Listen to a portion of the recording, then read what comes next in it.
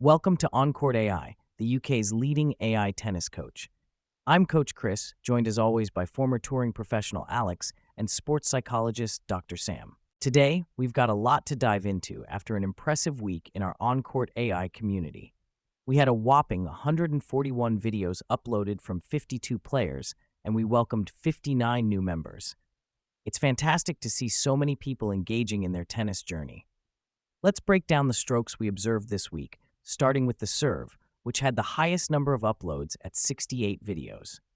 The average technique score was 61.9, with scores ranging from 54 to 73. That's a solid performance. Absolutely, Coach Chris.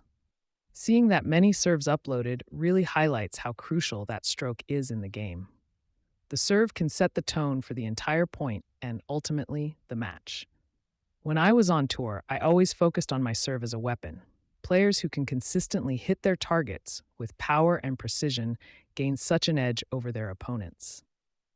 It's noteworthy that while the serve was strong, we also have some areas for improvement, particularly in the forehand, which had a lower average score of 53.4.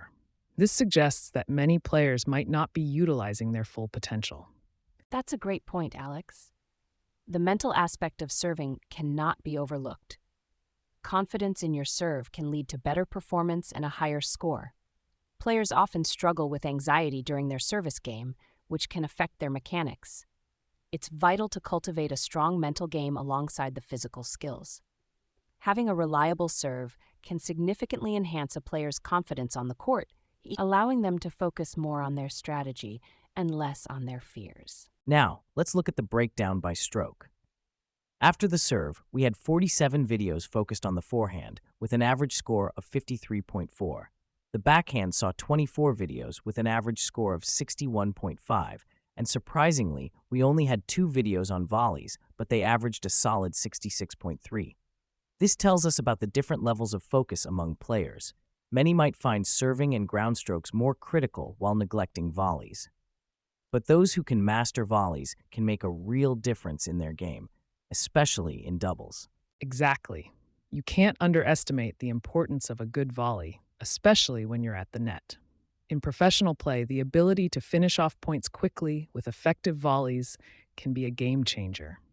Players like the Bryan brothers have built their careers on mastering that skill. It's all about positioning and timing, but it also requires a solid foundation in the fundamentals. You need to be confident in your volleys to attack when the opportunity arises. And confidence is key, especially when transitioning to the net. Players often hesitate, fearing a missed shot. Building muscle memory through consistent practice can help alleviate that fear. When players know their technique is sound, they're more likely to take risks and make those aggressive plays.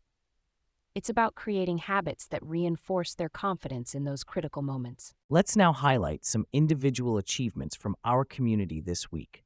James scored the highest overall with an impressive 80 on their serve. Their toss height was 51 centimeters, which is excellent. This shows they are not only getting the mechanics right, but also finding that sweet spot for maximum power. When you can toss consistently at a height that allows for a full swing, you're setting yourself up for success. Absolutely, Coach. A consistent toss is crucial for a reliable serve. It's something I always focused on during my time on tour. If your toss isn't right, everything else can go wrong.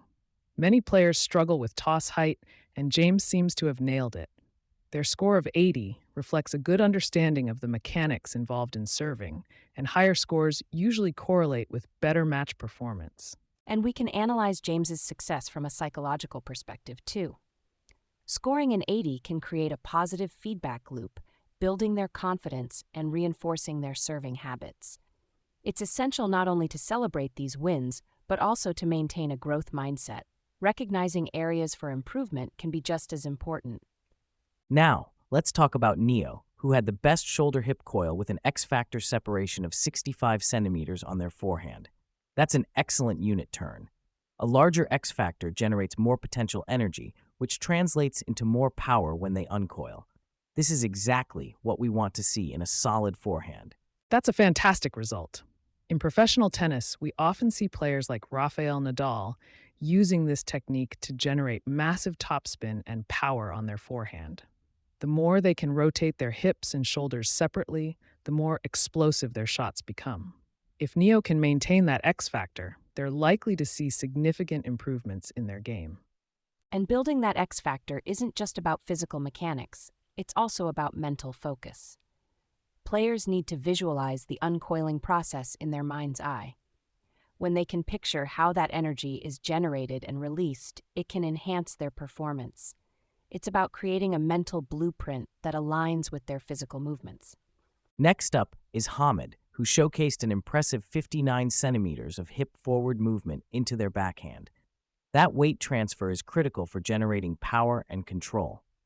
When the hips drive forward, it creates a more effective swing through the ball, which can lead to faster and more accurate shots. And that weight transfer is something we see all elite players do consistently. The hip movement allows for a more fluid swing and helps maintain balance throughout the shot. Hamed is on the right track, and if they continue to focus on this element, they will undoubtedly see improvements in their backhand. Exactly. It's about establishing consistency. Hamed should focus on recognizing that feeling of weight transfer in their practice sessions.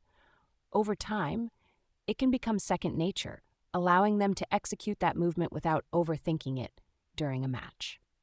Now, let's discuss some players who need to refine their serving technique.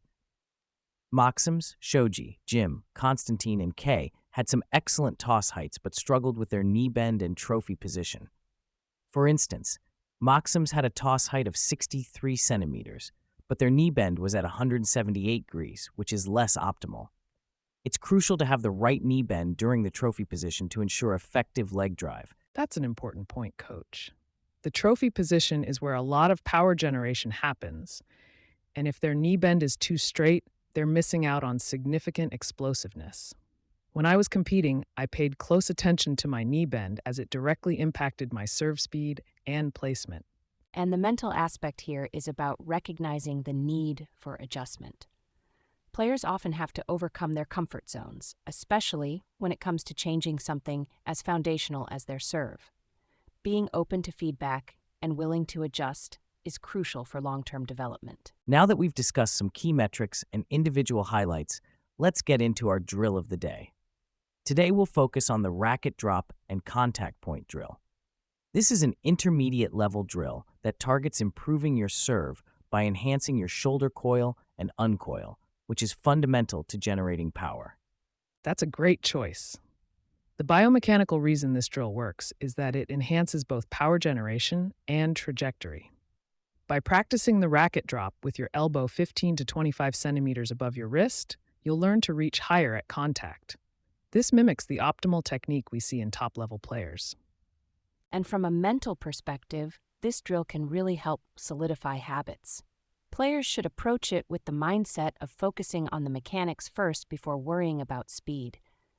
The repetition will help ingrain this technique into their muscle memory. All right, here's how the drill works. First, find a space where you can serve without distractions. Start in the trophy position, ensuring your elbow is at the right angle.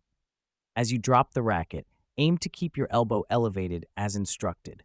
Then, focus on reaching up higher at the point of contact. Aim for that ideal toss height and ensure your knee bend supports your motion. And as you practice, think about how elite players use this technique. For instance, players like Serena Williams utilize a similar motion to achieve great height and power in their serves.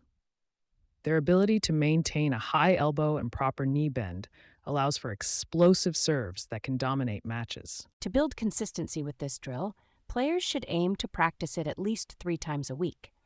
It's important to focus on creating that habit so it becomes automatic during matches. The mindset should be about gradual improvement and celebrating small wins. To wrap up the drill of the day, remember, enhancing your shoulder coil and uncoil is vital for maximum racket head speed. This drill is a step toward harnessing that potential. And let's not forget, the journey of improvement is just as important as the outcomes. Embrace the process and stay motivated. Ready to improve your game? Upload your shot today at OnCourtAI.co.uk.